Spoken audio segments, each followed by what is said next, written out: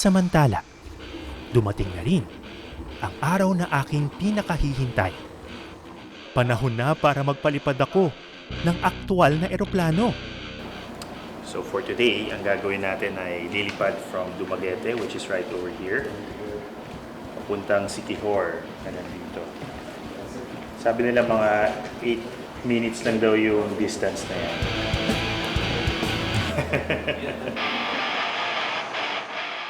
Si Captain Midun, ang instructor ko sa flight na ito. Ang eroplano namin, isang single-engine Cessna. To complete the look, let's go.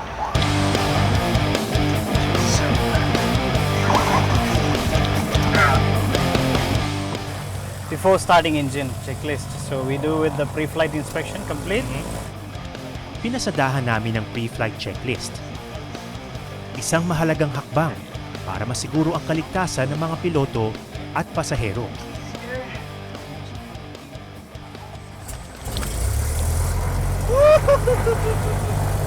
Right. So we have the power there. Okay. So we'll put power a little lower, 1,000 feet. Yeah? Okay. Yeah. Always above Sunod kami 1,000 nagpaalam sa control tower para gamitin ang runway. Dumaguete Tower, RPC 833, good morning. PC 833 to Manata Tower. Good morning. PC 833 at Royal Hangar, requesting taxi lineup. VC seat?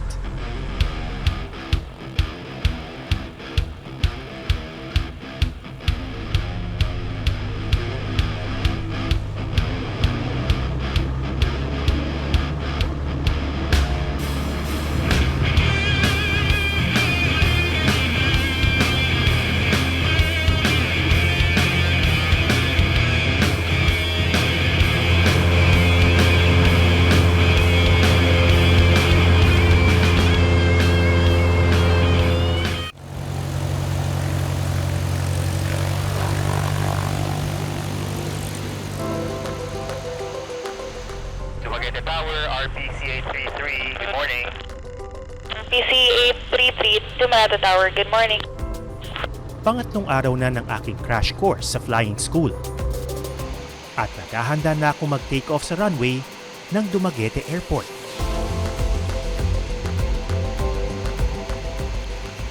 Wala nang ibang gagawin kundi magtiwala sa aking training.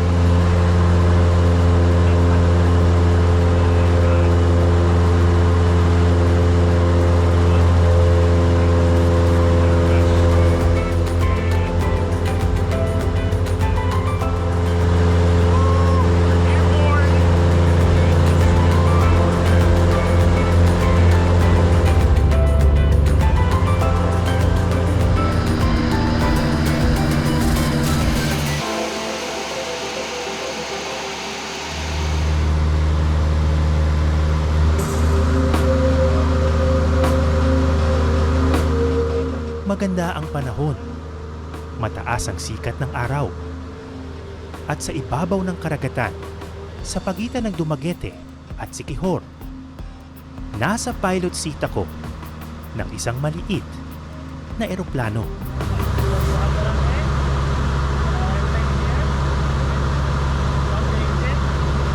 Pinasubok sa akin ang ilang simpleng maniobra.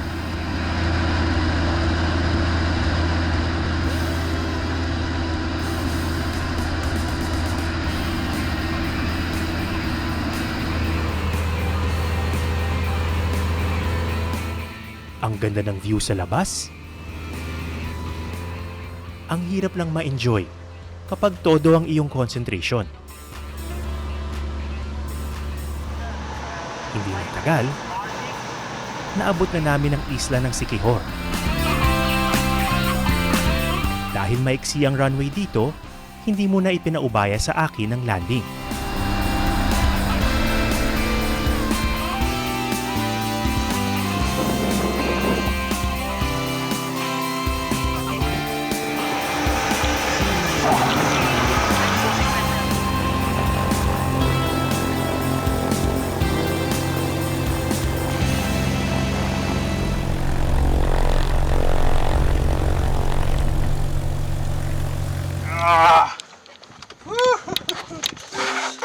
I made it in one piece.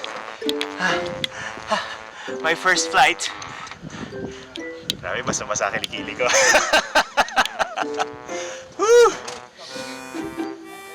Nakakaba pero ang saya ng experience. And I'm just happy to be here. Shades back on. Oh, it's good. That's what I was saying. I was refreshing my Tagalog. I was saying, galing, galing. Matapos ang sandaling pahinga, oras na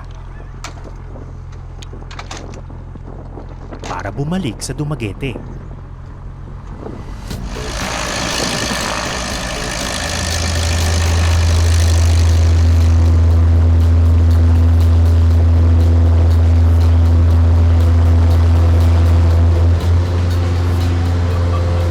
Habang tumatagal sa ere, unti-unting tumataas ang confidence level ko.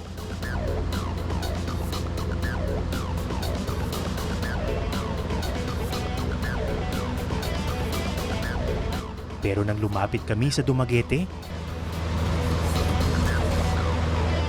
bumalik ang aking kaba. Oh my God. Kailangan na kasing ilapag ang eroplano. At medyo mas mahirap ito kumpara sa take-off.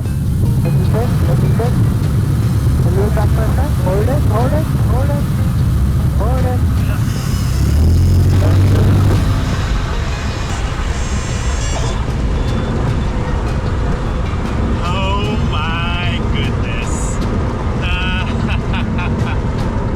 Did that just happen?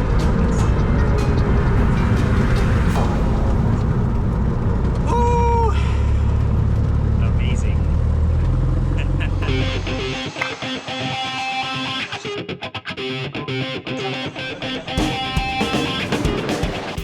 Flying is not only a profession, it is also a passion.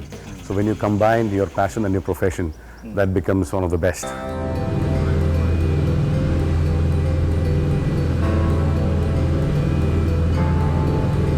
However, it always comes with a big responsibility.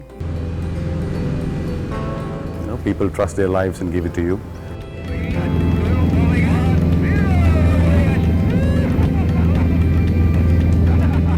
So that is why this profession, you need a lot of determination, hard work, and focus to be a successful pilot.